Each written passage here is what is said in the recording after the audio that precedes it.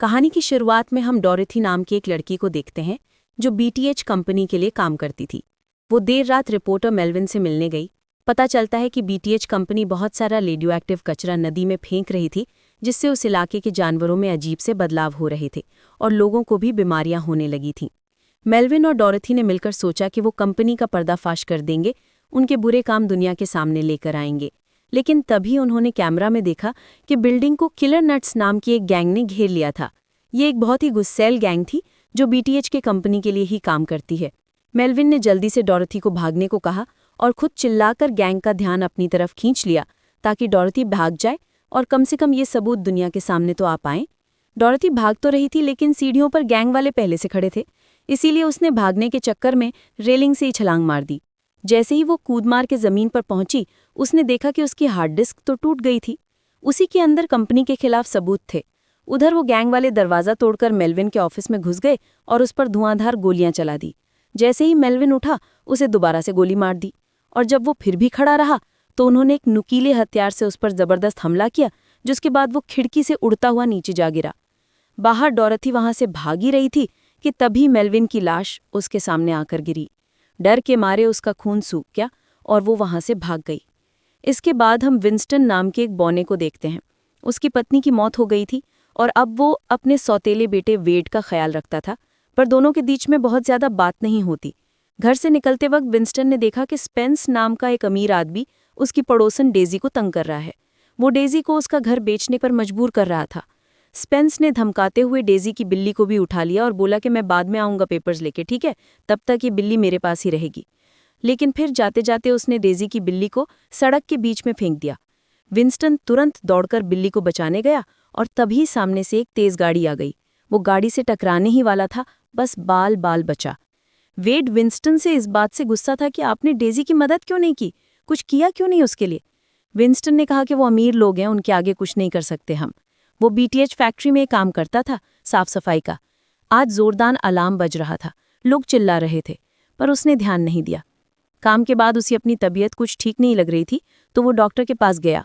अपने दिमाग का सीटी स्कैन कराने के बाद पता चला कि उसे ब्रेन ट्यूमर है, जो कि काफ़ी बढ़ चुका है।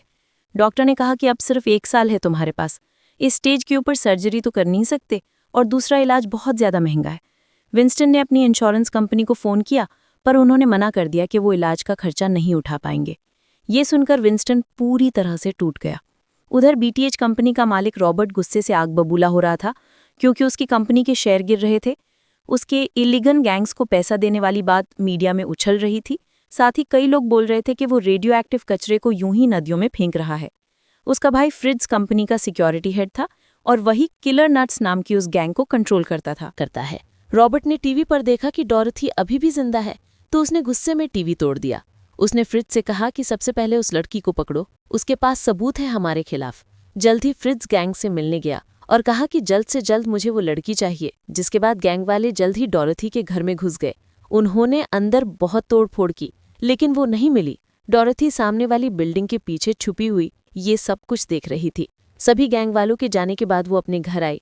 वहां उसका रूममेट बैठा था, जिसकी हालत बहुत बुरी करके गए थे वो। खैर, उसने माफ़ी मांगते हुए फर्श के नीचे से अपना बैग निकाला और कहा कि अब मैं यहाँ वापस नहीं आऊंगी। आज स्कूल में वेड का डांस कॉम्पिटिशन कुछ ठीक नहीं रहा, तो घर पर विंस्टन कुछ मजाकिया कपड़े पहनकर उसके लिए डांस करके उसका मूड ठीक करने की कोशिश कर रहा था। पर वेड अभी भी काफ़ी दुखी था। उसने टेबल पर एक मेडिकल फाइल देखी तो उसे पढ़ने की कोशिश करने लगा, लेकिन विंस्टन ने जल्दी से वहां आकर उससे वो ले ली। बाद में उसने वो फाइल डस्टबिन में डाल दी और उदास होकर दारू पीने चला गया। जल्द ही उसे पता चला कि पास ही में एक इवेंट हो रहा है और वहां पर बीटीएच कंपनी का सीईओ रॉबर्ट बे मौजूद है। विंस्टन वहां चुपके से घुस गया और रॉबर्ट से मिला। उसने कहा कि सर, मैंने 13 साल दिए हैं आपकी कंपनी को, कभी किसी को परेशान नहीं किया, मुंह नीचे करके अपना काम करता रहा, लेकिन कंपनी से जो इंश्योरेंस मिली है वो मेरी बीमारी को कवर नहीं कर रही। रॉबर्ट ने उसे झूठी आस देते हुए कहा कि कंपनी उठाएगी आपका पूरा खर्चा, चिंता मत करो। उसने अपनी असिस्टेंट किसी से कहा कि संभालो इसे। किसी ने विंस्टन को बाहर बुलाया कि सर, एक बार आना, और उसके मुंह पर दरवाज़ा बंद कर दिया। अंदर रॉबर्ट और किसी उसका मजाक उड़ा रहे थे। गुस्से में विंस्टन रात को बीटीएच की फैक्ट्री में गया। डॉरेथी वहीं पर छुपी हुई थी। उसने जैसे ही देखा कि विंस्टन के लिए गेट खुल गया है तो वो जल्दी से भागकर अंदर घुस गई, लेकिन कैमरा ने घुसपैठिए का अलार्म बजा दिया और फ्रिट्ज ने जल्द से जल्द गैंग को बुलाया। डोरोथी ने सैंपल लेने की कोशिश की और उधर विंस्टन